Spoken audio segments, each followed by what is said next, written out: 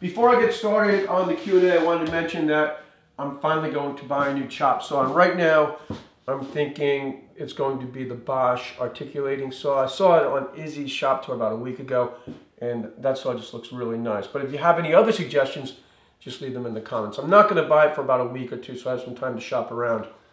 As far as the Q&A on the trim project, a lot of questions about the nails. What kind of nails was I using in the nail gun? For the window and door casing, I nail into the jamb with 1¼ nails, and I nail into the outside of the casing into the stud framing with 2-inch 18 gauge nails. And then when I moved on to the chair rail, I switched over to 1¾ nails. And for the most part, I'm not catching a stud. I'm gluing and basically pinch nailing the molding to the wall. The pinch nail acts like a clamp, and that holds the trim in place, and then when the glue sets up, it's pretty strong. A lot of people were wondering too about the glue. Why was I using wood glue? Wood glue sticks really good to painted walls. I have a little sample over here. This is a piece of sheetrock, and I've got a piece of trim. You can see how strong that is. It's not really one. Well, the paper broke. So you can see that's why I use the wood glue, because I'm not really catching any of the wood framing. I'm just pinch nailing it and using the nails like a clamp. Once I finished with the chair rail and the stiles and rails and moved on to the 3/8 quarter round molding, then I switched over to the pin nailer using inch-long nails in the pin nailer. And again, I was pinch nailing some of the molding, and that would basically act like a clamp until the glue set up. And you have to remember that with a project like this, it's not structural, it's decorative.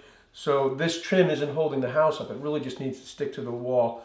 And you can see that the wood glue really helps to do that. So once I finished with all of the trim work, then I had to fill all of those nails, which brings me to another question. What do I use for wood fill or nail filler? I use joint compound. I've been using joint compound on painted projects now for probably 20 years. My good friend Steve, who's a professional house painter, he uses joint compound on projects like this, and it works good. It's really easy to use, and it sands really easy. So I'm in the process right now of filling all of those little nail holes, and once that dries, then I'll go around the room sanding all of the trim and the fill at the same time. Once everything is completely sanded, then I'll prime it again. For a primer, I'm using Benjamin Moore's Heavy Bodied Fresh Start. Heavy body meaning it's a thick paint, and that helps to fill some of the gaps and holes also. Once I finish priming the project, then I'll go around and caulk any of the seams. The primer, because it's white and the seams turn black because of the shadow, you can really see them. I like to go and caulk all the seams. Now I'm ready for paint, and on this project I'm using Benjamin Moore's Dove White Latex Semi-Gloss. For all the trim in my house, I always use Dove White, and the reason for that is it's a paint color that I picked when I started working on the house years ago, and it's just nice to always have that same color paint. What do you do if the wall has a bow in it? And that's pretty common when you're doing trim work, and that's one of the nice things about working with MDF. It's really pretty flexible, it's lightweight.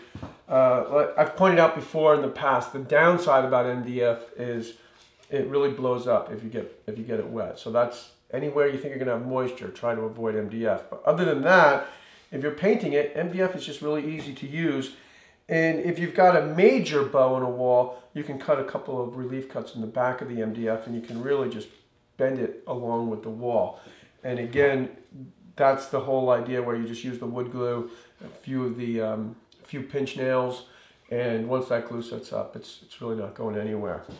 As far as panels, I had a question: how many panels? What's the rule of thumb on how big the panel should be? How many panels you should use? And really, it just comes down to what you think looks good. You have to remember that with every panel, that's 4 more miter cuts. Was it 4 or is it 8? I think it's 8.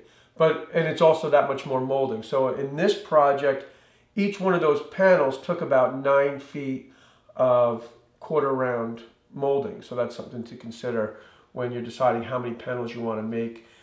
If you're dealing with a hallway, it's good to figure out the math and try to keep all the panels the same width. Same holds true for a living room, any big room. But with a room like that where everything is just kind of chopped up, I think you just kind of go with what looks good. What about 22.5-degree angles for lap joints versus 45-degree angles for lap joints?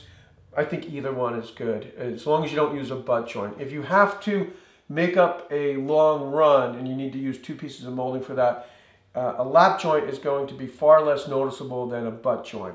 And it's really not that hard to create a lap joint. So that's my advice. If you got to do a long run and you don't have the length, just make a lap joint. It's pretty simple. How do you know that you're not going to hit a wire or a pipe inside the wall? And that's definitely something to consider, because you don't want to do that.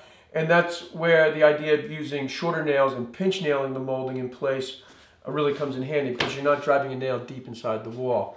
I should also add that when I attached the chair rail, which is 3/4 inch material, to the wall, I was using 1 3/4 inch nails in the nail gun.